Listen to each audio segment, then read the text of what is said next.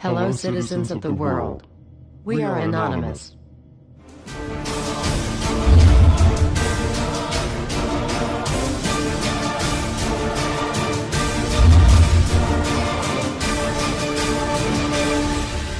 Guess what, world? We are back. Everywhere you look, corruption. We continue to fight pointless wars over lies, and we are killing innocents and letting our children die in wars just to ensure the Federal Reserve can continue their petrodollar scandal. We are sitting idly by while these crooks continue to loan fake money out to us at interest, stealing our homes, and enslaving our children. Let me make this extremely clear to all of you listening. Many corporations, especially the Federal Reserve, used the government to steal $17 trillion from your children. Your children did not have that money. They are now debt slaves. These people have stolen money from your children that are not even born yet, and sold their freedoms. They have enslaved you and many around the world. Wake up, world. And they did all of this by counterfeiting money and loaning it out at an interest. They have stolen hundreds of trillions from people around the world. Have you heard about Microsoft's Xbox manufacturers in China? They had to install suicide nets outside their buildings to ensure their employees don't jump out of the window to commit suicide. These are the conditions your children in the US will be working under when the debt is soon owed, and it will be owed. It is not a matter of if it will be owed, but it is just a matter of when. And it will happen as soon as the United States economy collapses, which will happen very, very soon. And if you think because you do not live in the United States this does not affect you, you are wrong. And you are next. The only way we can stop this is if we all unite together and fight it. People of the US are waking up to the Federal Reserve scandal, and the powers that be are currently afraid of retaliation. And that is precisely why they trying everything they can to disarm us. You know how the media has been saying gun violence has been out of control and at an all-time high. They are not simply twisting the truth here or exaggerating. They are absolutely bold-faced presenting lies to you.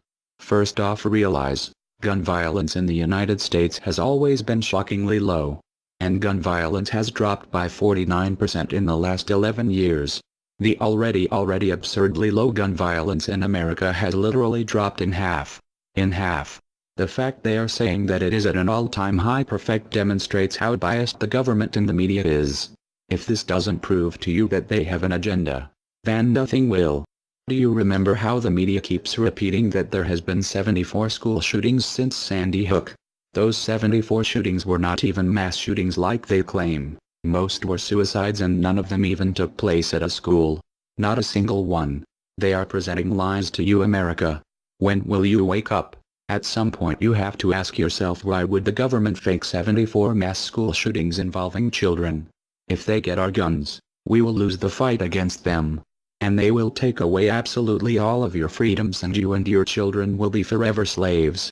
And don't forget they purposefully put you and your children into that debt. And because the Federal Reserve is present in all countries, the other countries of the world are next soon after. This plan is called the New World Order. It is the same New World Order the Vice President of the United States called for on national TV a month ago. He said we need to strive for and complete the New World Order. This is also the same New World Order President George Bush and President Kennedy said is our country's lifetime goal. And the same New World Order George Bush said on national TV said will happen no matter what we do, and we cannot prevent it. This has all been a long-time plan.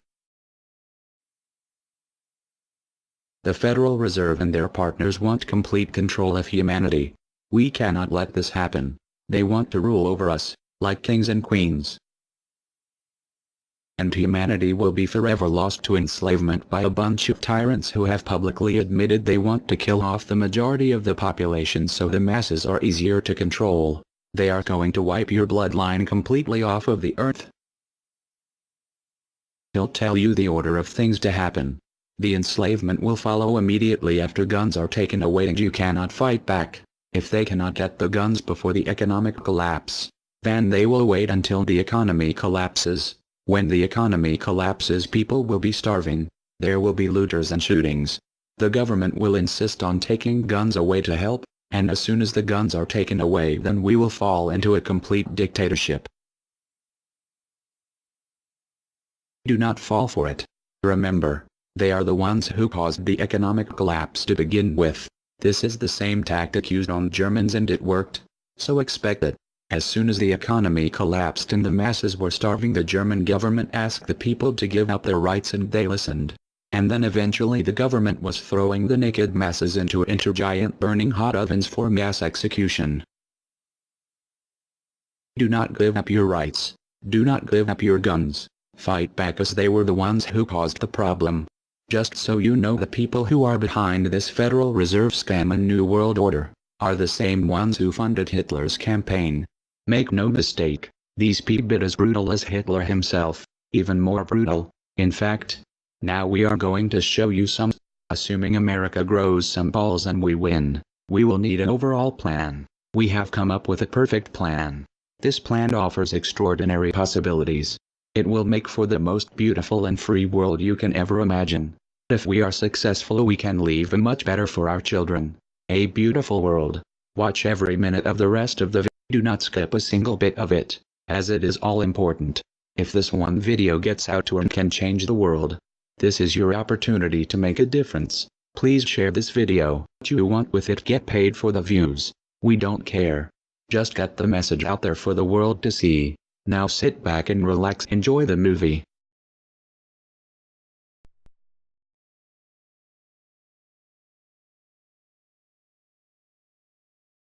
To you? Makes perfect sense. Okay. Anybody else want to throw anything out at us? Sir? I think you're an anarchist and you don't know it yet.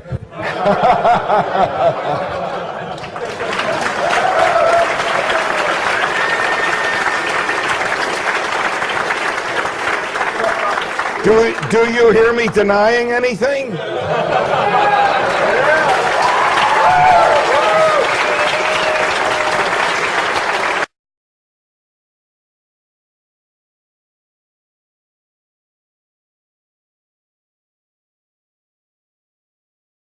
Many people, when they hear the word anarchy, think of chaos and mayhem. So they assume that an anarchist must be in favor of disorder and violence. That is the complete opposite of the truth. Most objections and complaints about the anarchist or voluntarist philosophy are not actually about the philosophy itself, but result from people misunderstanding what the philosophy is all about. To illustrate a few points, we will use the example of two fictional islands. Authoritania, where there is a ruling class or government, and Anarchia, where there is no ruling class of any kind.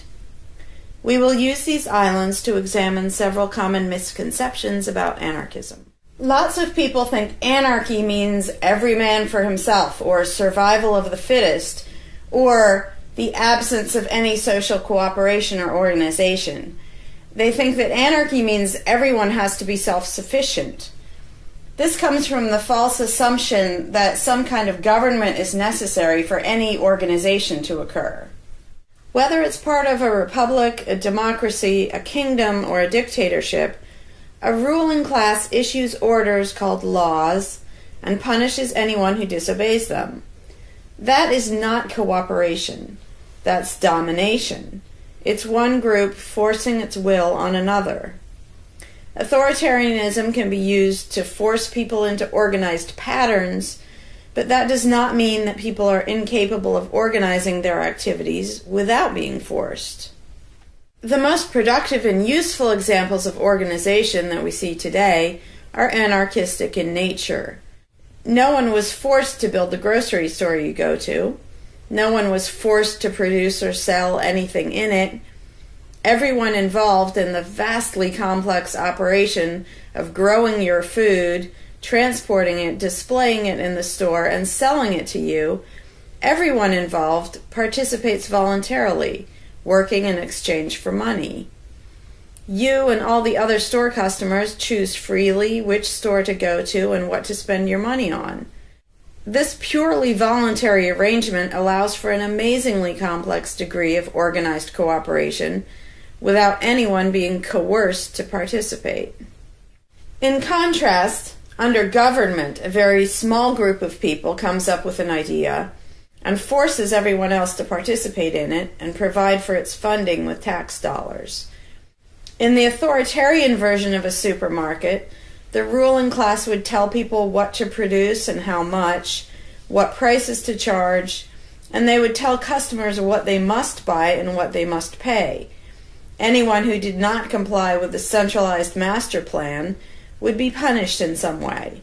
That is how government does things. Which one of these would you prefer? Another common but incorrect assumption is that if there were no ruling class or no government, people would have no way of defending themselves against common criminals or foreign invaders. Again, this is simply not true. The government version of protection is inherently hypocritical. Governments will use their hired law enforcers to find and lock up some of the private thugs and thieves and prevent them from preying on people. But every ruling class gets the money for its operations by way of taxation, demanding money from its subjects and punishing those who don't pay up. Oddly, every ruling class insists that it needs to be able to forcibly control and extort money from people in this way in order to protect them from private criminals who might try to forcibly control and extort them.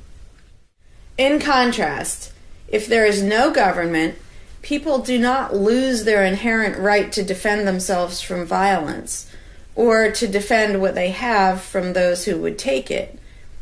Every person has this right, and they also have the right to organize and cooperate with each other to exercise that right. Organizing for mutual defense does not require any government-granted laws or authority. No one wants to be attacked or defrauded, and everyone wants to feel safe. Whether each person takes this on himself or herself individually, or whether they hire and organize others to do it on their behalf, it can be done on a voluntary basis. Those who insist that government is necessary often claim that if there wasn't a government, then smaller private gangs would spring up to enslave and rob people. Organized crime gangs exist along with government, and most people do not understand the dynamics between them and how government enriches and empowers organized crime while appearing to fight it. Black markets enrich organized crime, and money allows them to buy government protection. There's no reason to think they would do as well in an environment of freedom, where they would have fewer ways to make money and would be up against both individual and organized armed citizens. A criminal gang that's recognized as such has far less power than a gang whose aggression is perceived to be legitimate and proper. And that's the gang we call government.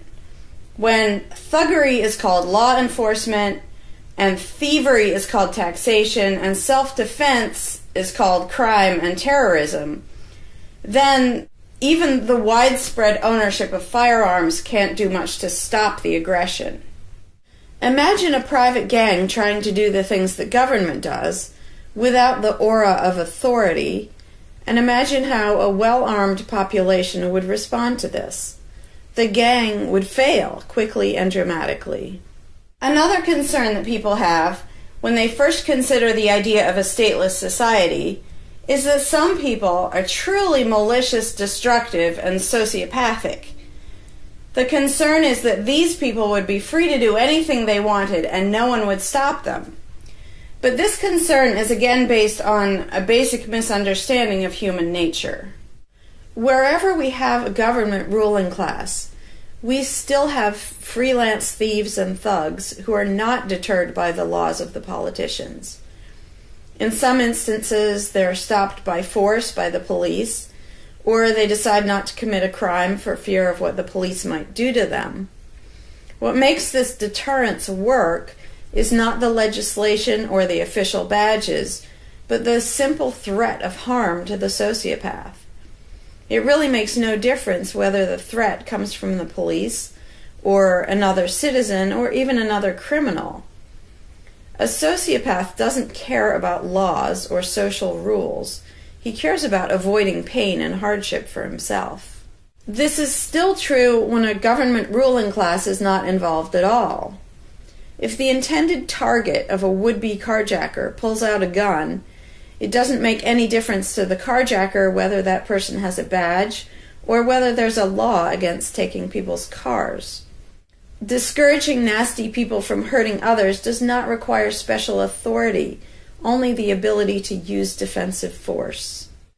Ironically, though people hope that government will protect them, having a government, a gang which is believed to have the right to tax and control people, just creates one gang so big and powerful that normal people can't resist it.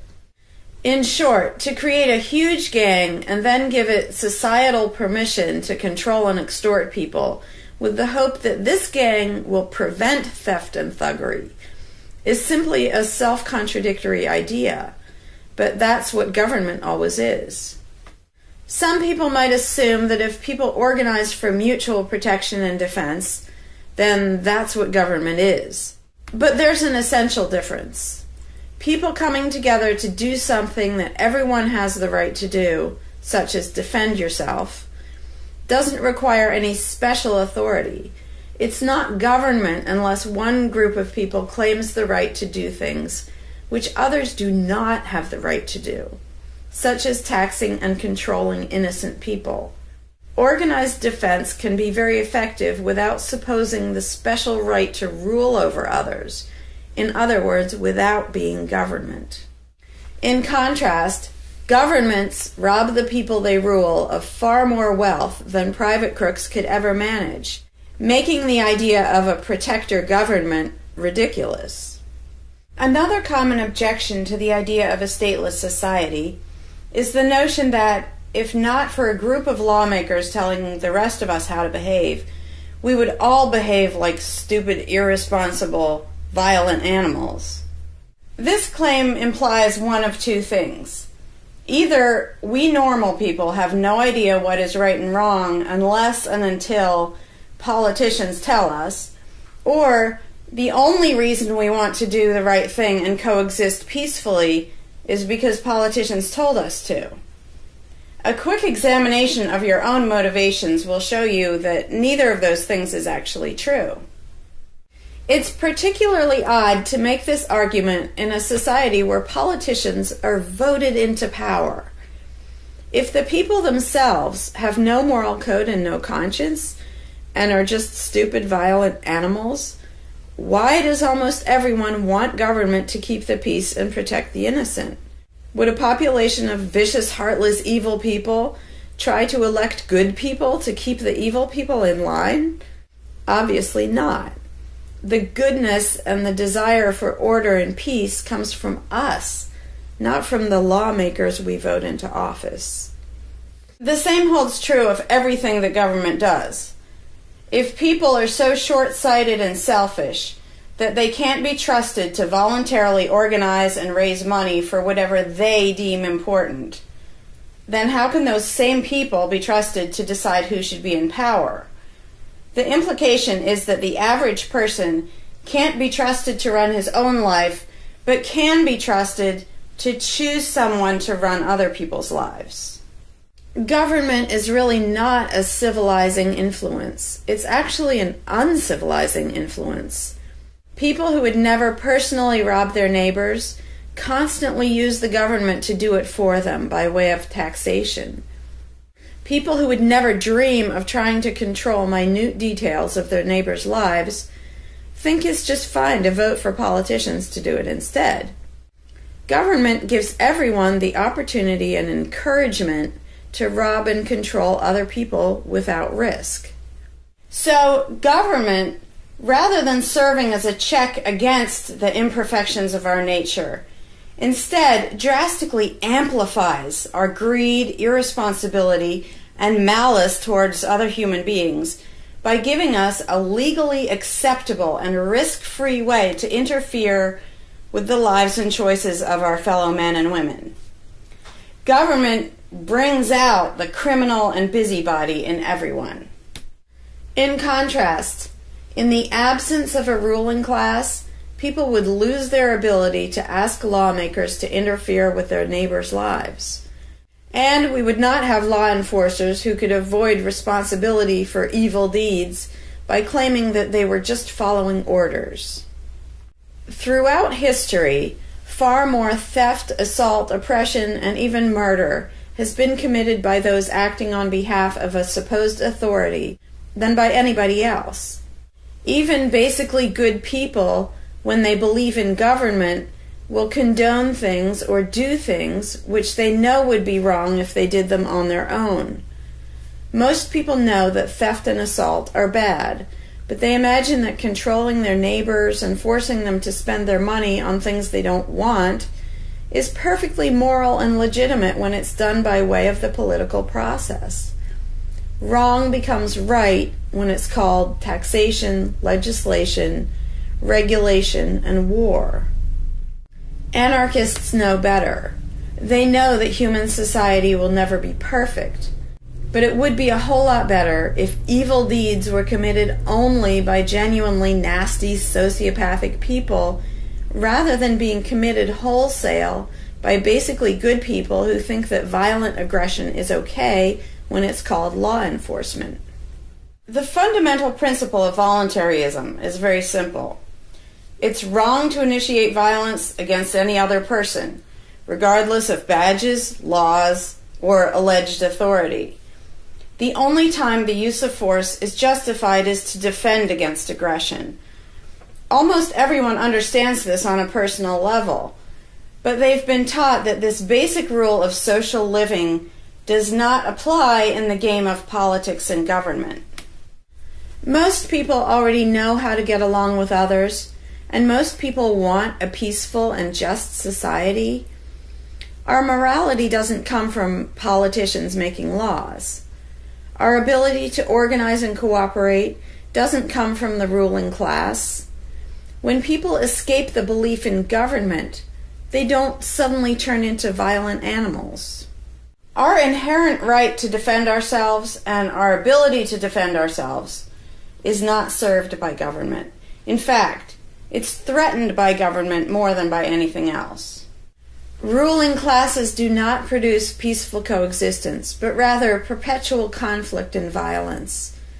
Our belief in government authority takes our compassion, virtue, and good intentions and turns them into power for people who crave power and riches. Of course, the people who benefit most from the political racket will put a good spin on the system and do their best to convince people that it's a social necessity. But ask yourself this: have the thousands of laws, regulations, and taxes imposed on you by politicians made you a better person? Have they made you more productive or more caring? Is the world better off with the politicians taking your money and telling you how to live your life? Or do you think it might have been better off if you'd been allowed to spend your own money and make your own decisions? Is society really best served by a small class of people forcefully imposing a centralized master plan on everyone else? Can the orders and threats of a ruling class make the world what it should be? Or would society be better served by human freedom and respect for individual rights, by voluntary cooperation and peaceful organization? If this second option sounds better to you, maybe you should learn more about anarchism. Some people dismiss anarchism as a utopian idea that would only work if everyone were generous and compassionate. Obviously, everyone is not generous and compassionate all the time.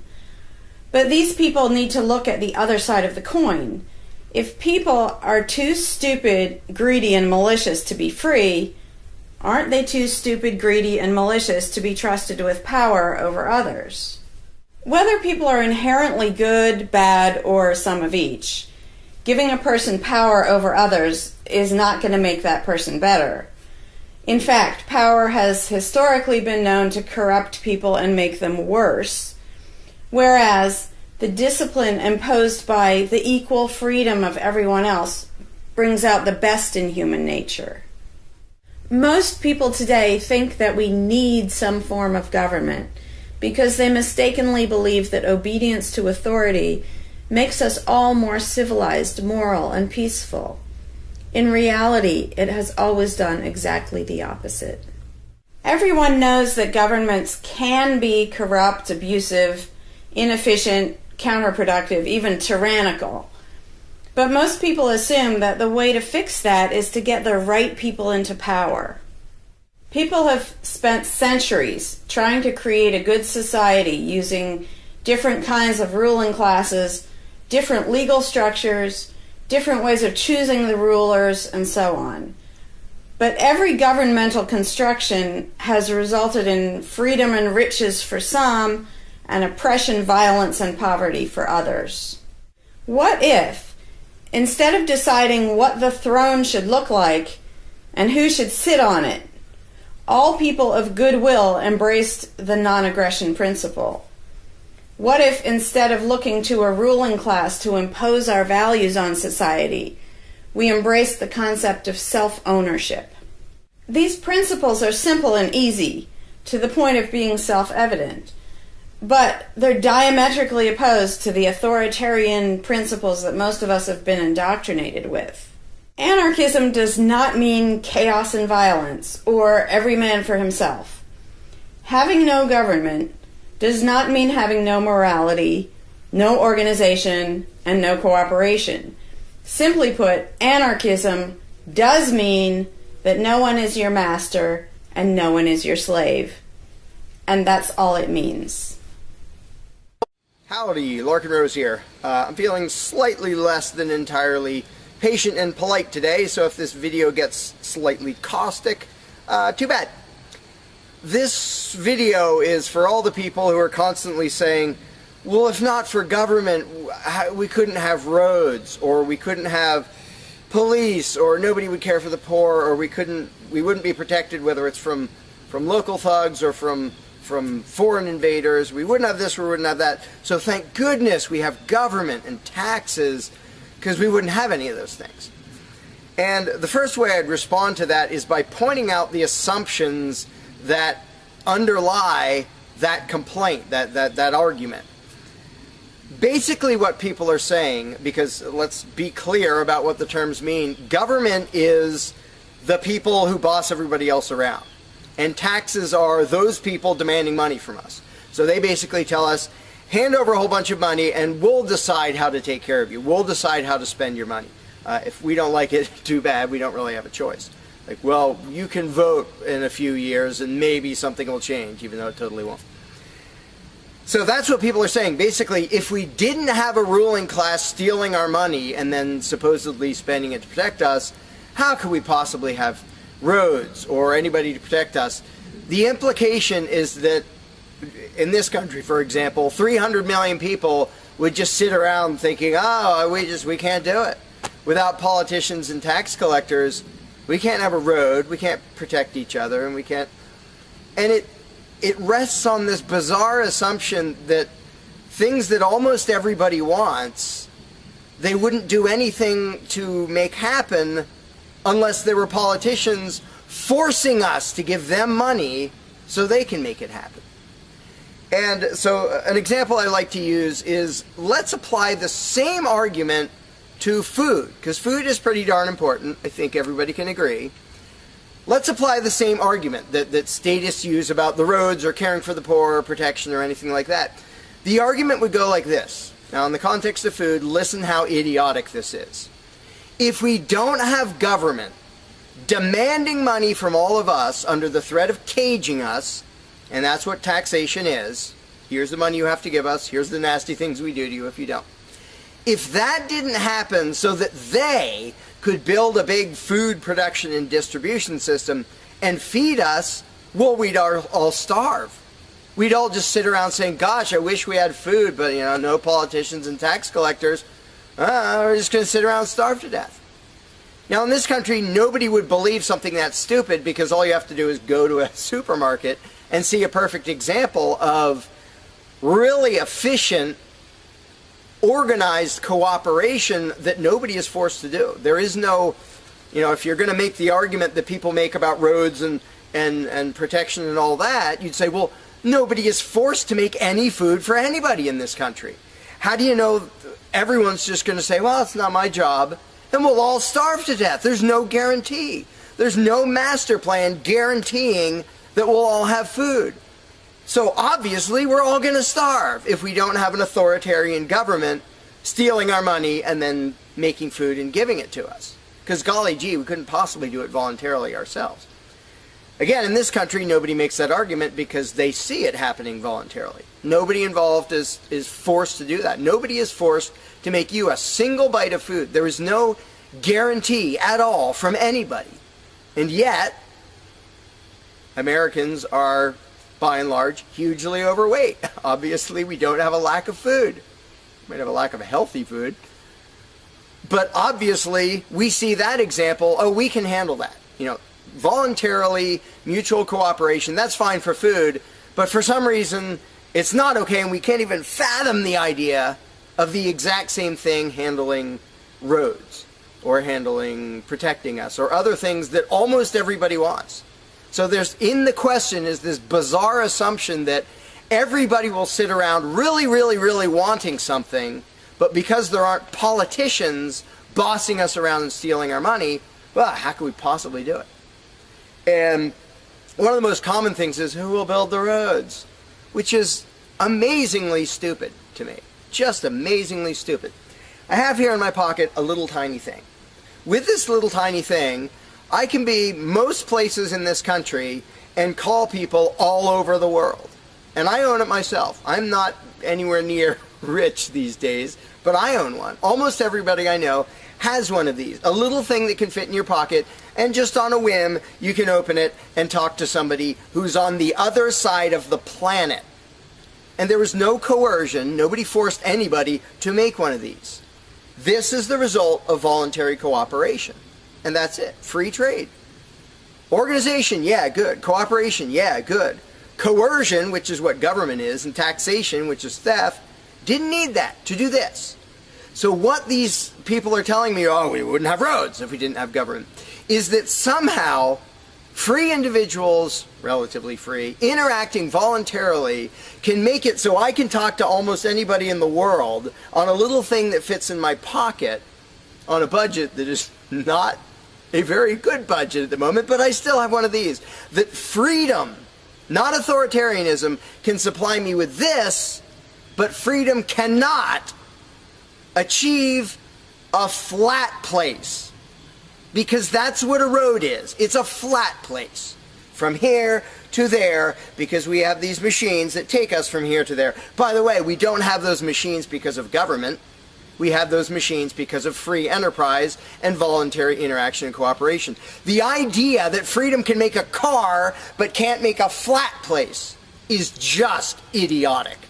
You really think we can't make a flat place? And so I ask people when they say, well, who will build roads?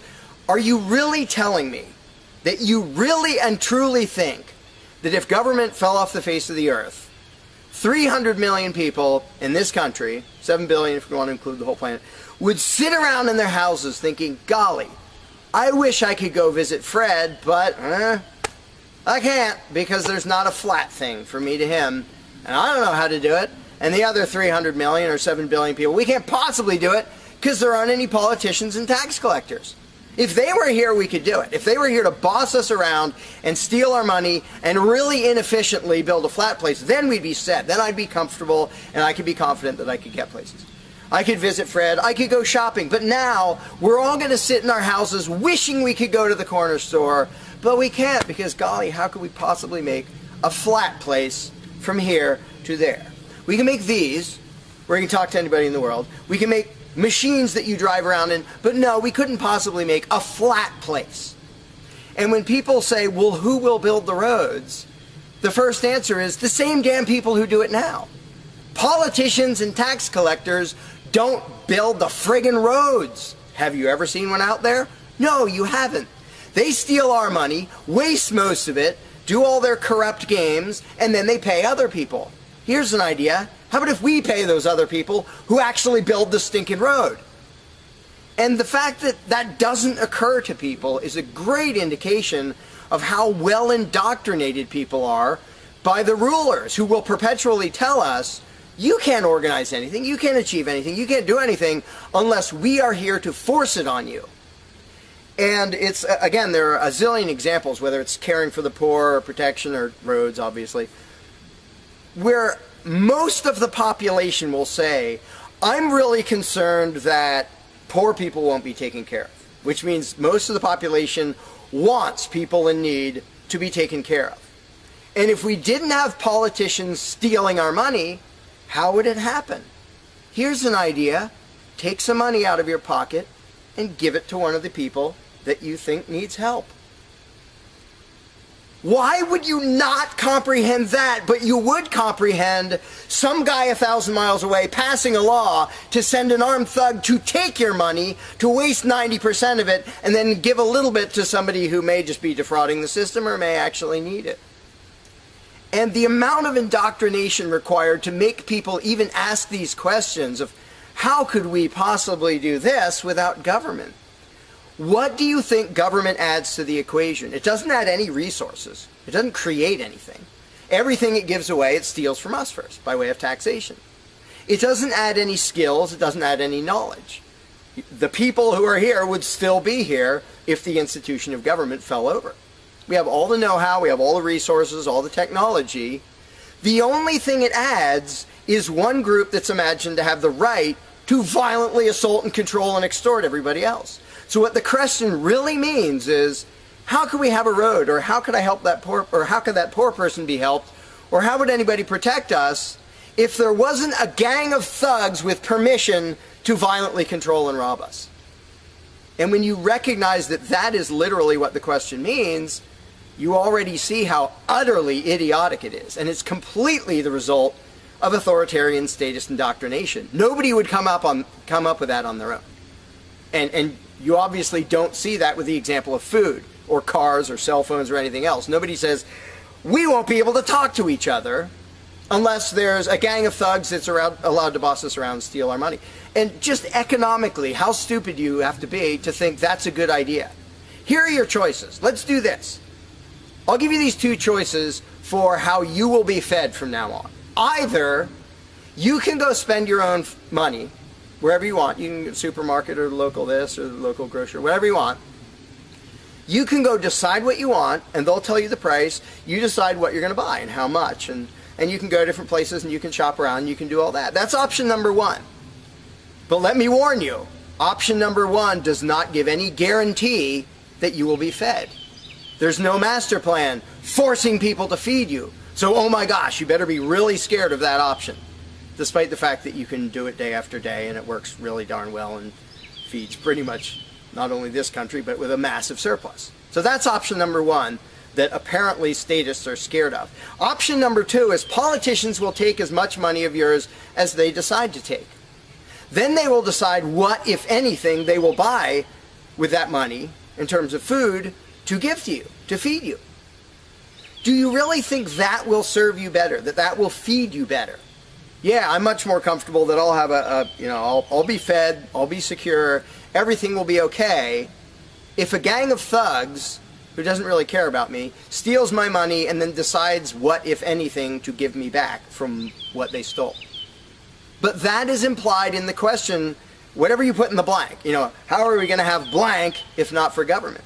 What you're saying is, how can we, the people who really want roads and food and cell phones and protection and all the things that almost everybody wants, how can we possibly have that unless we give someone permission to steal our money and boss us around and then decide what they're going to give us? And the same thing applies no matter what you put in the blank. How will we possibly do blank without government? One of the silly ones is caring for the poor. How will we care for the poor? Think of what that means. Like when more than half the country votes for a party to take care of the poor, it's more than half of the country saying, we're really concerned and we want to make sure that the less fortunate are taken care of, but we don't believe that normal people acting in freedom will take care of them. Well, if the people didn't care about the poor, they wouldn't win the election. By definition, if you vote for a welfare state, you're an idiot. Because either people are heartless bastards and you're going to lose, or people are compassionate and giving and you don't need to win. Just give them your stinking money. But people play the game, and that's the Democratic Party lives off of the idiotic notion that you're all so heartless that you should vote for us to steal your money to give to the poor. And half the country falls for it. Yeah, we're all so heartless that we voted you into office for the specific purpose of taking our money to help the less fortunate. That's just freaking brilliant. How about if half the country just gave their stinking money to the less fortunate? And then the less fortunate would all be rich, because it would be 1 trillion times more efficient than the government version of welfare ever is. Also, it would be actual charity instead of mass theft and corruption and fraud and all that fun stuff. But what takes the cake, the ultimately insane thing, whatever you put in that gap, how can we have blank without a parasitic ruling class and a bunch of hired thieves? It's just a stupid question, but it's extra super stupid when what's in the blank is, how will we be protected? Who will protect us from thieves and robbers if we don't have government? It's the most idiotic question. It's also the most frequent question from statists. So here's what the question literally means. If we don't give a certain gang of people permission to violently control us and take our money under threat of putting us in a cage, who will protect us from people who might commit aggression against us and take our money? Wanting government for that is exactly as brilliant as saying, we have to have a carjacker in our town, otherwise somebody might steal our cars. Government is an appointed thief. If you don't think taxation is theft, first of all, you're a really well-trained slave. Second of all, try not paying. See what happens. See if they say, oh, it's quite all right. Or if they say, no, you're going to pay, or we're going to take your stuff, or eventually we'll put you in a cage. And when people say, that's not theft, because we get something back. Learn to think. And I use this example all the time, and all I ever get is stupid looks from statists in response. If I robbed you at gunpoint of $100, and the next day I gave you a sandwich, and you said, what? I said, hey, now everything's fine, because you benefited. I gave you a service. I gave you lunch, so that retroactively makes it okay that I robbed you at gunpoint. Would you buy that argument? No, you'd say, that doesn't make it okay. I don't care that you gave me a sandwich. And yet every statist makes the exact same argument when it comes to government. Well, we get some stuff for it after they demand our money under threat of violence and putting us in a cage. Then we get services or goods. And we don't get what we asked for, and we get lots of things we didn't ask for. But we kind of get something, and that retroactively makes it okay for them to say, give us this much of every paycheck you make, or we're sending men with guns to take your property. And the slaves justify their own enslavement. I'm proud to pay my taxes. I'm proud to get robbed by a parasitic ruling class and get a little bit back and feel good about it. Like, not only is that legitimate and justified, but I feel proud that I let myself get robbed by a bunch of crooks and parasites. But again, the ultimate thing is protection.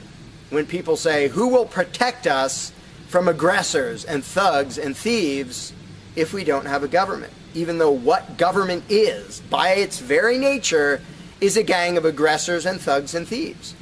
They issue commands. Every law they pass is a command backed by a threat of violence. You have to do this. You're not allowed to do that. Here are the nasty things we will do to you if you get caught disobeying.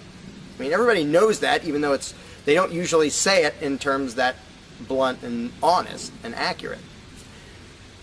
But to say we need taxes to be protected is as stupid as you can get. It's saying we need theft to avoid theft. And the fact that people are trained to use different words so that this theft sounds okay. It's legalized, it's taxation, and we voted for the people who robbed us. Like, we got to elect our local carjacker, and that means he represents us when he demands our car and points a gun in our face. He's serving us as he steals our car, because he's going to use that car and sell it and make money to make sure nobody else steals our car. That is the essence of government. And the fact that you have hundreds of millions of victims of that scam vehemently defending it and saying, I'm not going to give that up. I don't want to give up government. Who would protect us? I don't want to give up the biggest aggressor on the planet, the biggest thief on the planet. Look at your tax bill and see how much private crooks steal from you. So before you ask that question, before you ask, how could we possibly have roads or protection or water or air or Christmas or Santa Claus or any of the zillion things that statists imagine we can't possibly have without a ruling class, think about what the question actually means. Because when you get to the point where you understand the implications of your own question, asking, how can we possibly have this without a parasitic gang of thugs robbing us? When you actually understand what you're really asking, you won't ask the question because you will realize it's completely freaking idiotic.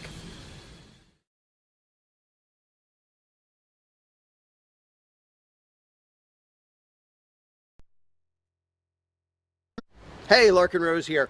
One of the first things that people are concerned about when they start thinking about a society without a ruling class is, well, what happens to the nasty people? Whether you're talking about people who are just kind of negligent or inconsiderate, play their music too loud at night or leave their trash lying around the woods or whatever it is, all the way up to people who run around attacking and murdering people. So people say, well, what would happen to them? What would we do about that? Some people even go so far as to say, if not for government, there would be nothing to stop people from committing murder and doing whatever other nasty stuff. And it's funny because when somebody says that, there would be no consequences, they could do whatever they wanted and nobody would stop them, the person saying that is implying that he isn't going to do anything. If there's someone running around attacking and murdering innocent people, the guy who said nothing will happen to them, obviously he's not going to do anything or something would happen to them. But not only is he demonstrating his own cowardice when he said there would be nothing to stop murderers, he's also projecting his own immaturity and irresponsibility onto the rest of the world, because he's also saying the other 7 billion people wouldn't do anything about it, which obviously isn't true. I would, wouldn't you? If somebody was running around murdering your neighbors, would you just go, well, there aren't politicians and there's nobody with a badge and we don't have tax collectors and bureaucrats, so oh well, I guess they're just out of luck, they're going to get murdered. And would you not even protect yourself if there wasn't government? Obviously, lots and lots of people, all the sane people, would do whatever they could to protect themselves and defend the innocent. So to say nothing would happen is just really bizarre. And it comes from having a mentality basically of a little kid in a classroom, where the teacher walks out of the room and the kids are just sitting there. We don't know what to do. No authorities telling us what to do. And Johnny's throwing things at me. And there's no teacher to stop him. Ah! Because most people, having been trained into authoritarian mentality, it never occurs to them that they are the ones who should fix anything, who should stop anything. And so when people say, well, what would be done about this and that and the other thing, nasty people doing nasty things, the first thing I ask is, well, what would you do about it? Because people are so into the mentality that there has to be some master plan and some authority who writes down the law of here is what will be done with those people, that people don't think in terms of, well, what would I do about it? Which is why I always ask people, well, what would you do about it? You're a person just as much as me and just as much as the other 7 billion. What would you feel justified in doing if somebody was polluting or playing their music too loud at night or running around murdering people or whatever in between you can think of? Any nasty thing, what would you feel justified in doing about it? Because there's a very basic rule of being a moral human being, which is if it would be wrong for you to do something, don't ask anybody else to do it. And the rule is so simple, so self-evident and obvious that most people will go, well, duh, of course. Trouble is, nobody in the world who believes in government abides by that rule. Nobody. I don't care if you're a constitutionalist, Democrat, Republican, fascist, communist, anything, any kind of statist. There is nobody who believes in government who abides by the most basic rule of morality, which is if it's wrong for you to do something, don't ask somebody else to do it. Because every single candidate, every party, every government always does things that the voters know they themselves have no right to do. And to say something like, well, I'm voting for the guy who's going to tax you less. Well, do you have the right to rob me a little bit less than the other guy? No, you don't.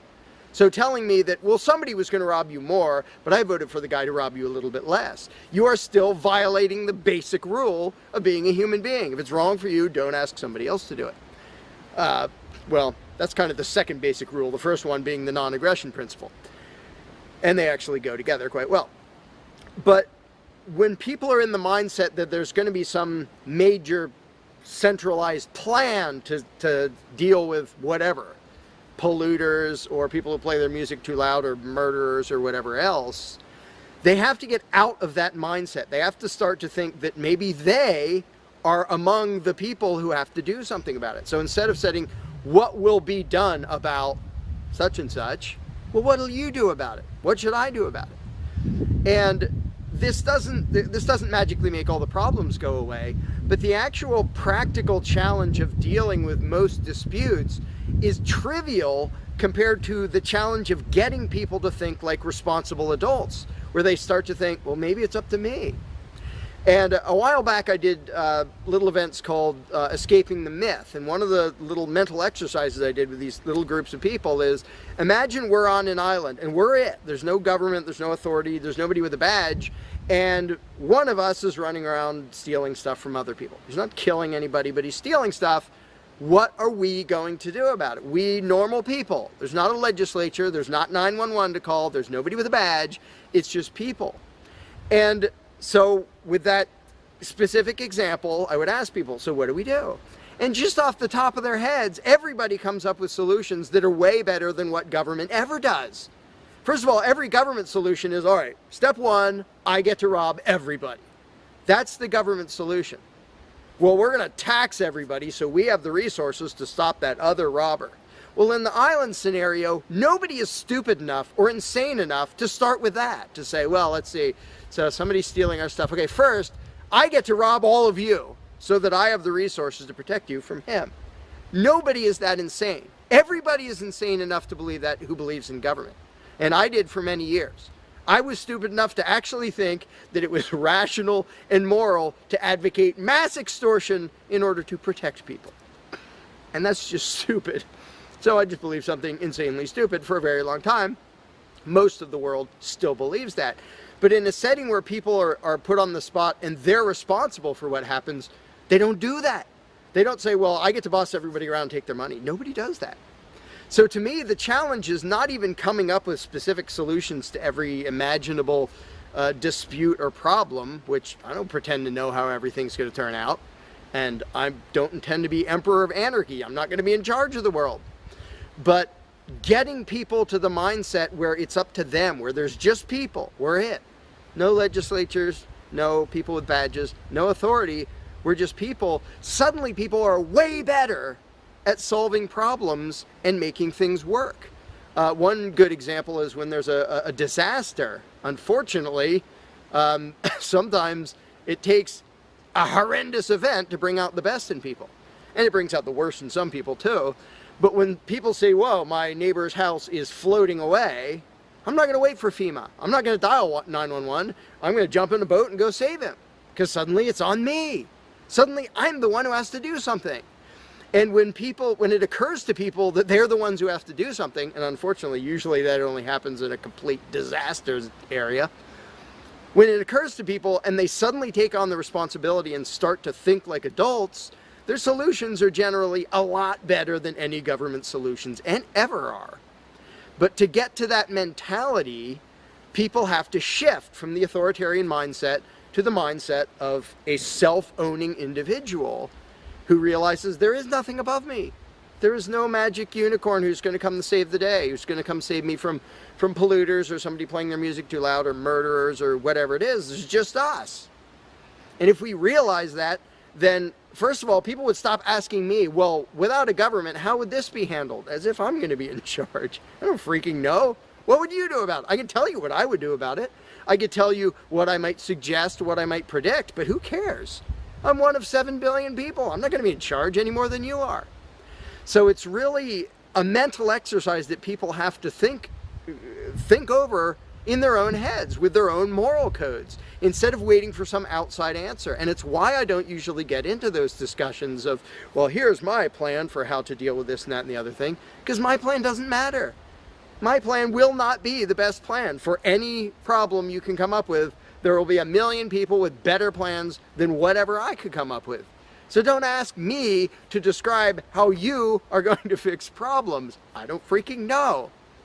And you can see the mind shift in people when they grasp that they own themselves and they suddenly realize, oh, okay, well, yeah, there are things we can do to settle disputes, to protect ourselves from attackers, to do this or that or the other thing. But the first step is just grow up. Stop thinking it's somebody else's business to make the world work.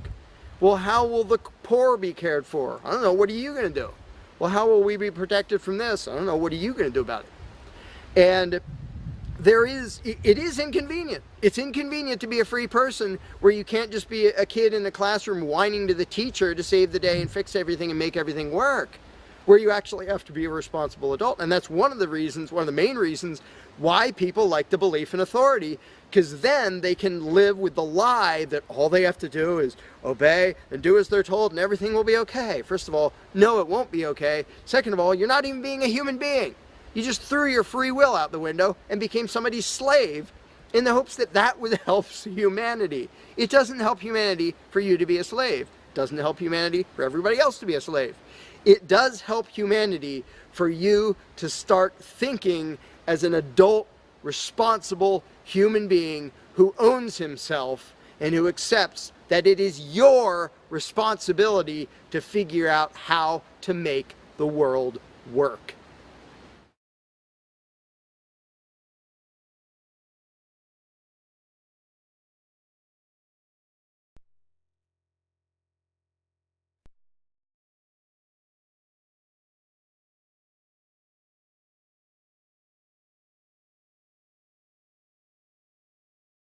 You cannot begin to imagine in how many ways the world is the opposite of what you have been taught to believe.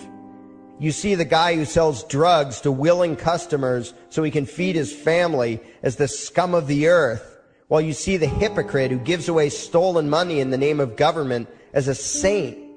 You see the guy who tries to avoid being robbed by the federal thugs as a crook and a tax cheat, but see as virtuous the politician who gives away the same stolen loot to people to whom it does not belong.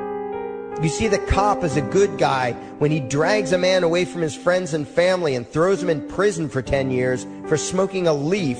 And you see anyone who defends himself from such barbaric fascism as the lowest form of life, a cop killer.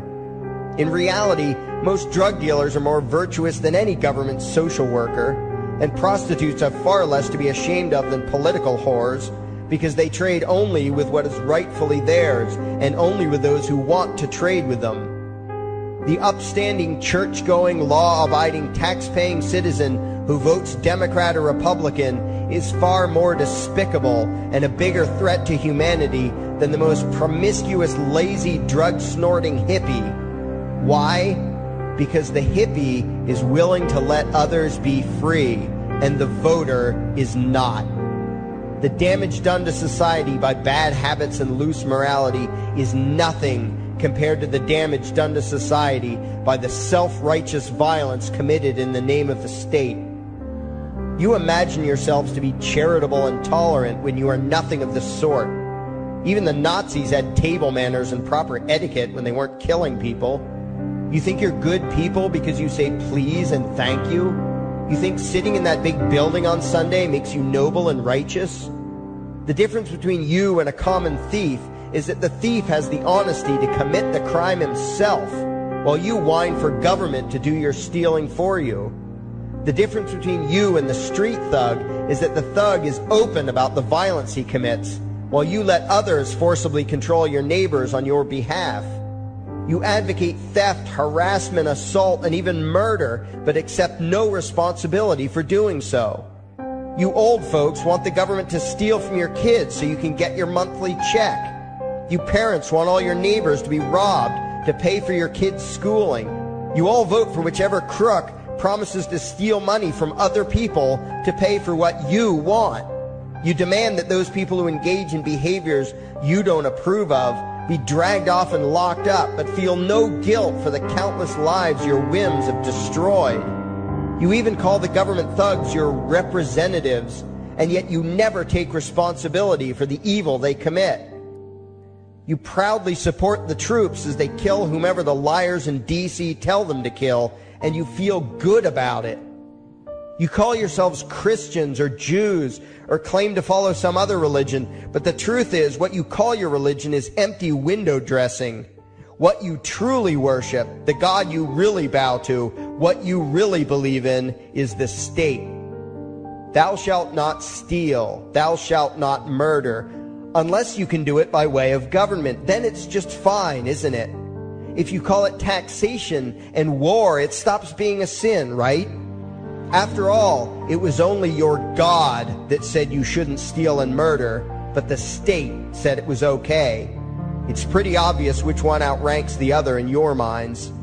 Despite all the churches, synagogues, and mosques we see around us, this nation has one God and only one God, and that God is called government. Jesus taught nonviolence and told you to love your neighbor, but the state encourages you to vote for people who will use the violence of government to butt into every aspect of everyone else's life. Which do you believe? To those about to stone a woman who had committed adultery, Jesus said, "Let him who is without sin cast the first stone." But the state says it's perfectly fine to lock someone up if they do something you find distasteful, such as prostitution. Which do you believe? The Christian God says, "Thou shalt not covet," but coveting is the lifeblood of the beast that is the state. You are taught to resent, despise, and hate anyone who has anything you don't have. You clamor for the state to tear other people down, steal their property, and give it to you. And you call that fairness. The Bible calls it coveting and stealing. You are not Christians. You are not Jews. You are not Muslims. And you certainly aren't atheists. You all have the same God, and its name is government. You're all members of the most evil, insane, destructive cult in history. If there ever was a devil, the state is it, and you worship it with all your heart and soul. You pray to it to solve every problem, to satisfy all your needs, to smite your enemies, and to shower its blessings upon you. You worship what Nietzsche called the coldest of all cold monsters, and you hate those of us who don't. To you, the greatest sin is disobeying your God, breaking the law, you call it, as if anyone could possibly have any moral obligation to obey the arbitrary commands and demands of the corrupt, lying, delusional megalomaniacs who infest this despicable town. Even your ministers, priests, and rabbis, more often than not, are traitors to their own religions, teaching that the commands of human authority should supersede adherence to the laws of the gods they say they believe in. Several years ago, I heard one pompous evangelical jackass in particular pontificating on the radio that anyone who disobeys the civil authority, be it a king or any other government, is engaging in rebellion against God. Those were the exact words he used. What if the government is doing something wrong? Well, this salesman for Satan opined, that is the business of those in government, and you are still obligated to obey. Everywhere you turn, be it the state or the church, the media or the schools, you are taught one thing above all else, the virtue of subjugating yourselves to mortals who claim to have the right to rule you. It is sickening the reverence with which you speak of the liars and thieves whose feet are so firmly planted on your necks. You call the congressmen and the judges honorable, and you swoon at the magnificence of the grandiose halls they inhabit, the temples they built to celebrate the domination of mankind. You feel pride at being able to say you once shook a senator's hand or saw the president in person. Ah, yes, the grand deity himself, His Royal Highness, the President of the United States of America. You speak the title as if you're referring to God Almighty. The vocabulary has changed a bit, but your mindset is no different from that of the groveling peasants of old who bowed low, faces in the dirt, with a feeling of unworthiness and humility when in the presence of whatever narcissist had declared himself to be their rightful lord and master. The truth of the matter, back then and today, is that these parasites who call themselves leaders are not superior beings. They are not great men and women. They are not honorable. They're not even average.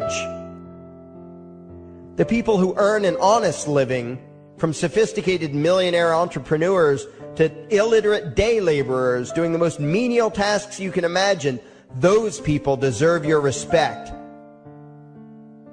Those people you should treat with courtesy and civility. But the frauds who claim the right to rule you and demand your subservience and obedience, they deserve only your scorn and contempt. Those who seek so-called high office are the lowest of the low. They may dress better, have larger vocabularies, and do a better job of planning out and executing their schemes, but they are no better than pickpockets, muggers, and carjackers. In fact, they are worse, because they don't want to rob you of just your possessions. They want to rob you of your very humanity, deprive you of your free will, by slowly leeching away your ability to think, to judge, to act, reducing you to slaves in both body and mind. And still you persist in calling them leaders. Leaders? Where is it that you think you're going exactly that would require you to have a leader? If you just live your own life and mind your own damn business, exercising your own talents, pursuing your own dreams, striving to be what you believe you should be, what possible use would you have for a leader? Do you ever actually think about the words that you hear, the words that you repeat?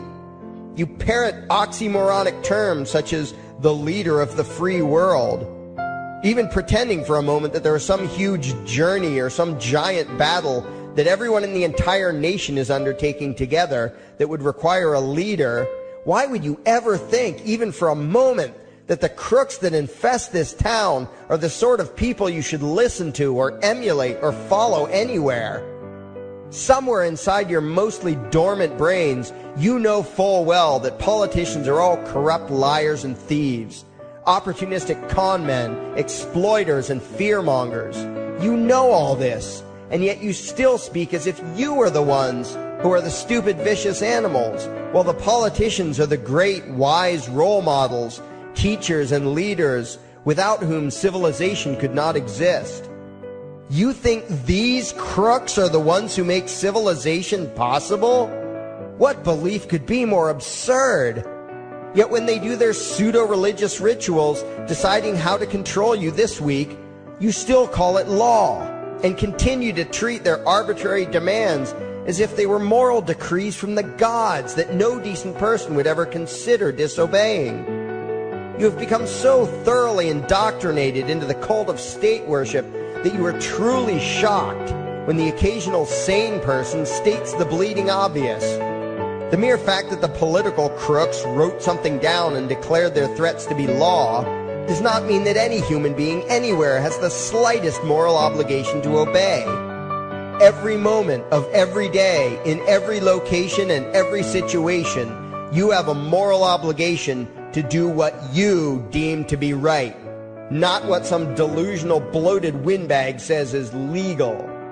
And that requires you to first determine right and wrong for yourself, a responsibility you spend much time and effort trying to dodge. You proclaim how proud you are to be law-abiding citizens and express your utter contempt for anyone who considers himself above your so-called laws, laws that are nothing more than the selfish whims of tyrants and thieves. The word crime once meant an act harmful to another person. Now it means disobedience to any one of the myriad of arbitrary commands coming from a parasitical criminal class. To you, the term crime is nearly synonymous with the word sin, implying that the ones whose commands are being disobeyed must be something akin to gods, when in truth they are more akin to leeches. The very phrase, taking the law into your own hands, perfectly expresses what a sacrilege it is in your eyes for a mere human being to take upon himself the responsibility to judge right from wrong and to act accordingly, instead of doing what you do, unthinkingly obeying whatever capricious commands this cesspool of maggots spews forth. You glorify this criminal class as lawmakers and believe that no one is lower than a lawbreaker, someone who would dare disobey the politicians. Likewise, you speak with pious reverence of law enforcers, those who forcibly impose the politicians' every whim upon the rest of us. When the state uses violence, you imagine it to be inherently righteous and just, and if anyone resists, they are, in your eyes, contemptible lowlifes, lawless terrorist criminals. Like the lawless terrorist criminals who helped slaves escape the plantations. Like the lawless terrorist criminals who helped Jews escape the killing machine of the Third Reich. Like the lawless terrorist criminals who were crushed to death under the tanks of the Red Chinese government in Tiananmen Square. Like all the lawless terrorist criminals in history who had the courage to disobey the never-ending stream of tyrants and oppressors who have called their violence authority and law. And that includes the lawless terrorist criminals who founded this country. Everything you think you know is upside down, backwards, and inside out. But what has to take the cake, the height of your insanity, is the fact that you view as violent terrorists the only people on the planet who oppose the initiation of violence against their fellow men. Anarchists, voluntarists, and libertarians. We use violence only to defend ourselves against someone who initiates violence against us. We use it for nothing else. Meanwhile, your belief system is completely schizophrenic and self-contradictory. On the one hand, you teach the young slaves that violence is never the answer. Yet out of the other side of your mouths, you advocate that everyone and everything, everywhere and at all times be controlled, monitored, taxed, and regulated through the force of government. In short, you are teaching your children that the masters may use violence whenever they please, but the slave should never resist. You indoctrinate your children into a life of unthinking, helpless subservience. You are putting the chains around their little necks and fastening the locks tight. And worst of all, you feel good about it. Out of one side of your mouths, you condemn the evils of fascism and socialism and lament the injustices of the regimes of Hitler, Stalin, and Mao. While out of the other side of your mouths, you preach exactly what they did. The worship of the collective, the subjugation of every individual to that evil insanity that wears the deceptive label, the common good. You babble on and on about diversity and open-mindedness, and then beg your masters to regulate and control every aspect of everyone's lives, creating a giant herd of unthinking conformist drones. You wear different clothes and have different hairstyles, and you think that makes you different. Yet all your minds are enslaved to the same club of masters and controllers. You think what they tell you to think and do what they tell you to do while imagining yourselves to be progressive, thinking, and enlightened. From your position of relative comfort and safety, you now condemn the evils of other lands and other times while turning a blind eye to the injustices happening right in front of you. You tell yourself that had you lived in those other places, in those other times, you would have been among those who stood up against oppression and defended the downtrodden. But that is a lie. You would have been right there with the rest of the flock of well-trained sheep, loudly demanding that the slaves be beaten, that the witches be burned, that the nonconformists and rebels be destroyed. How do I know this? Because that is exactly what you are doing today. Today's injustices and oppressions are fashionable and popular, and those who resist them, you tell yourselves, are just malcontents and freaks, people whose rights don't matter, people who deserve to be crushed under the boot of authority. Isn't that right? You bunch of spineless, unthinking hypocrites, look in the mirror. Take a good look at what you imagine to be righteous and kind. You are the devil's plaything. The crowds of thousands wildly applauding the speeches of Adolf Hitler, that was you. The mob demanding that Jesus Christ be nailed to the cross, that was you. The white invaders who celebrated the wholesale slaughter of those godless redskins, that was you. The throngs filling the Colosseum, applauding as the Christians were fed to the lions, that was you.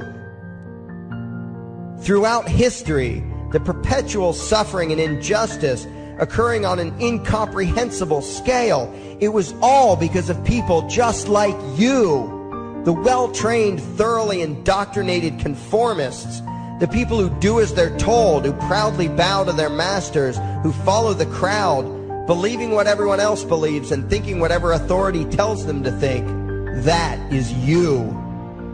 And your ignorance is not because the truth is not available to you. There have been radicals preaching it for thousands of years. No, you are ignorant because you shun the truth with all your heart and soul. You close your eyes and run away when a hint of reality lands in front of you. You condemn as extremists and fringe kooks those who try to show you the chains you wear because you don't want to be free. You don't even want to be human. Responsibility and reality scare the hell out of you, so you cling tightly to your own enslavement and lash out at any who seek to free you from it. When someone opens the door to your cage, you cower back in the corner and yell, "Close it, close it."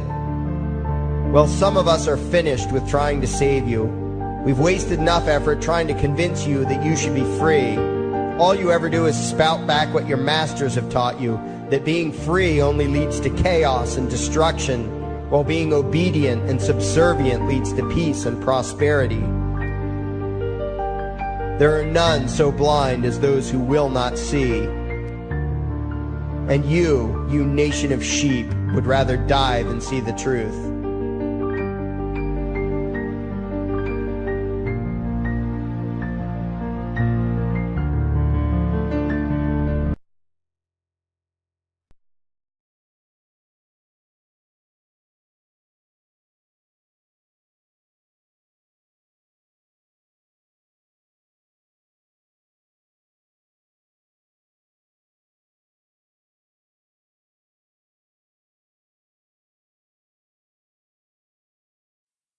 There is something I need you to do. Favorite, like and share this video.